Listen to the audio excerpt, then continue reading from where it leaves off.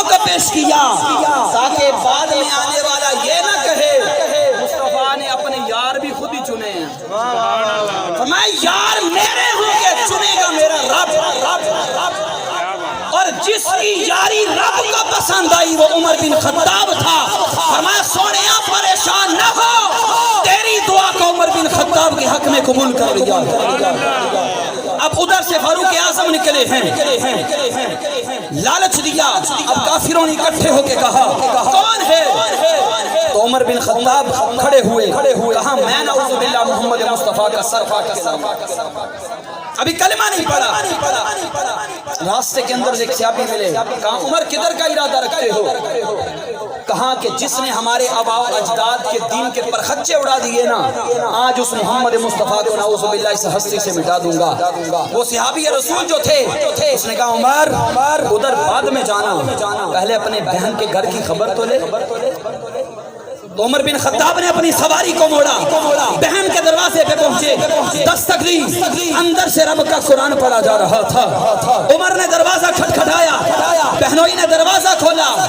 جب دروازہ کھولا بہنوئی کو داڑھی سے پکڑا، مارنا شروع کیا. اب بہن آ گئی، بہن سے آ کے عمر کہتے عمر تو نے آباء و اجداد کے دین کو چھوڑ دیا. اب بہن کو زوردار تمانچہ مارا، بہن کے منہ سے خون نکلا. تو وہ بھی خطاب کی بیٹی تھی اور آگے للکار کے کہا ہے میرے بھائی جس خطاب کا تو بیٹا ہے اسی خطاب کی میں بیٹی ہوں. اگر تیری رگوں میں خطاب کا خون دوڑتا ہے تو میری رگوں کے اندر بھی خطاب کا خون دوڑتا ہے. اور یہ یاد رکھنا جس محمد مصطفیٰ کا کلمہ ہم نے پڑھا ہے وہ ہماری زندگیاں چھین سکتا ہے، لیکن ہم اپنی نسبت کو توڑ نہیں سکتے. ہم نے نسبت کملی والے مصطفیٰ سے پکی لگا لی ہے. اب عمر بن خطاب نے اپنی بہن کا یہ لہجہ دیکھا نا، سمجھ گئے یہ میری بہن نہیں بول رہی، یہ اسلام کی قوت بول رہی ہے، اسلام کی طاقت بول رہی ہے. اگر 1450 سال کے بعد انڈیا کے اندر ایک مسلمانوں کی بیٹی نعرہ تکبیر بلند کرے کفر دوڑ جاتا ہے. اگر خطاب کی بیٹی جس نے دوارے مصطفیٰ پایا اس نے جب نعرہ رسالت لگایا ہوگا کفر لرز گیا ہوگا. عمر کانپ گئے، کہا بہن جو قرآن تو پڑھتی تھی مجھے بھی تو پڑھانا. تو بہن نے کہا عمر یہ پاک چیز ہے، پلید اسے چھو نہیں سکتا. کہا اسے لینے کے لیے، اسے پڑھنے کے لیے مجھے کیا کرنا پڑے گا؟ کہا پہلے طہارت کرو، غسل کرو، اپنے جسم کو پاکیزہ کرو. اب جب پاکیزہ کر لیا وہ مصحف وہ کھجور کی چھال پہ جو لکھا ہوا تھا وہ سورہ طٰہٰ کی پہلی آیتیں تھی. اب عمر نے جب وہ تلاوت کی تو کہا اے بہن مجھے اس محمد مصطفیٰ کے پاس نہیں لے جا، مجھے محمد مصطفیٰ کے پاس لے چل تاکہ میں بھی اپنے آپ کو کفر کی دلدل سے نکال کر اسلام کے پھریرے میں لا کے کھڑا کر لوں. اب بہنوئی نے ساتھ لیا. اب جو پڑھا رہے تھے وہ ساتھ ہوئے. عمر تجھے مبارک ہو، کل میں نے مصطفیٰ کو دیکھا تھا غلاف کعبہ کو پکڑ کر رب کی بارگاہ میں دعا کر رہے تھے مولا یا تو عمر بن خطاب دے دے یا عمر بن ہشام دے دے. مجھے لگتا ہے مصطفیٰ کی دعا تیری حق میں قبول ہو گئی.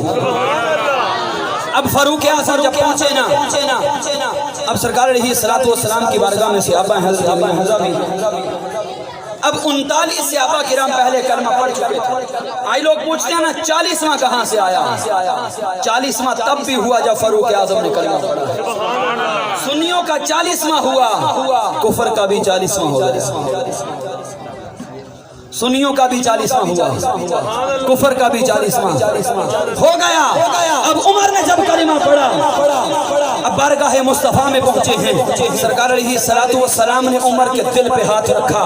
اب سارے کا سارا میل جو تھا وہ دھل گیا.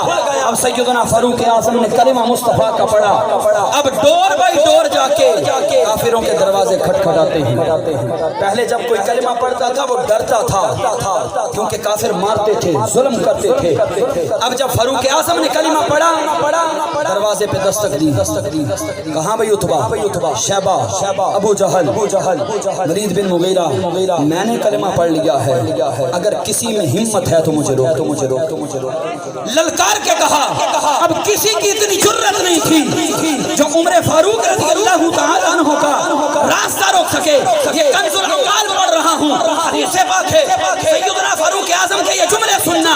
کہا کہ جس کا دل چاہتا ہے اس کی بیوی بیوہ ہو جائے, اس کے بچے یتیم ہو جائیں, اس کے والدین کی کمر جھک جائے, وہ عمر کے مقابلے میں آ جائے. نعرہ تکبیر, نعرہ رسالت, نعرہ غوثیہ, اللہ محمد چار یار حاجی خواجہ قطب فرید تاجدار ختم نبوت, تاجدار ختم نبوت.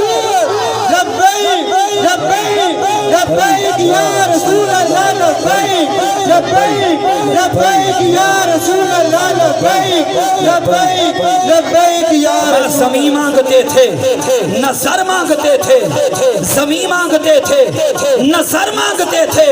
پیغمبر خدا سے عمر مانگتے تھے. پہاڑوں پر بھی خوف طاری ہو جس کا, زمین پر وہ ایسا بشر مانگتے تھے. کرے جو ساری دنیا پر اپنا جو سایہ, وہ صحرا میں ایسا شجر مانگتے تھے جو دنیا کے سارے سروں پر ہو بھاری, وہ ایک ایسا آزاد سر مانگتے تھے.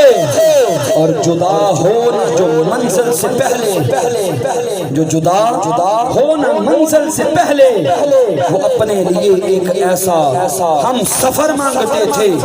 اور جو دل کا منوائے اسے فاروق کہتے ہیں. کہ اب فاروق اعظم دین کا ڈنکا بجانے کے لیے نکلے ہیں. عرض کی یا رسول اللہ, ہم نے جس رب کی وحدانیت کا اعلان کیا ہے وہ رب سچا نہیں ہے.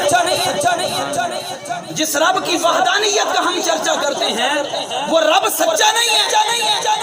مصطفیٰ نے فرمایا عمر سچا ہے. میں یا رسول اللہ آپ اللہ کے سچے نبی نہیں ہیں. مصطفیٰ نے فرمایا عمر میں سچا نبی ہوں. میں یا رسول اللہ جو دین آپ لے کے آئے ہیں وہ سچا نہیں ہے. سرکار نے فرمایا عمر سچا ہے.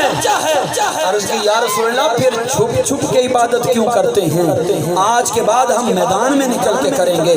سرکار نے فرمایا عمر کچھ تقاضے ہیں اس لیے. عرض کی یا رسول اللہ اب عمر آ گیا ہے, اب عمر آ گیا ہے, اب ہم کھل کے عبادت کریں گے, چھپ کے نہیں کریں گے. بیت اللہ کے صحن میں جا کے عبادت کریں گے. کہ جو دین رب کا منبع ہے اسے فاروق کہتے ہیں, جو در کعبے کا کھلوائے اسے, یہ حجے بھی چوپنوں یار, جو دین رب کا منبع ہے اسے فاروق کہتے ہیں. اب تک مسلمانوں کے لیے کعبے کا دروازہ بند تھا, جو در کعبے کا کھلوائے اسے فاروق کہتے ہیں. جو آئے اور کفر پر چھا جائے اسے فاروق کہتے ہیں. وہ ایسی شان والا ہے, وہ ایسا محترم جس کی وہی تائید میں آئے اسے فاروق کہتے ہیں. صحابہ سب مرید مصطفیٰ بن کے آئے, جو مراد مصطفیٰ بن کے آئے اسے فاروق کہتے ہیں. بنا جنگ و جدل کے اقصیٰ کو جو آزاد کروا کے آزاد پہلی جو دلوائے اسے فاروق کہتے ہیں. ادا واہ واہ کے روکے زلزلوں کو, مار کے درے حبابی حکم پہنچائے اسے فاروق کہتے ہیں. ابھی تک جس کے اس میں پاک ہیبت مسلم ہے, پھر جس سے گھبرائے اسے فاروق کہتے ہیں. اور نبوت کے مسلح سے شہادت پاک احمد نبی کے ساتھ جو پہلو میں سو جائے اسے فاروق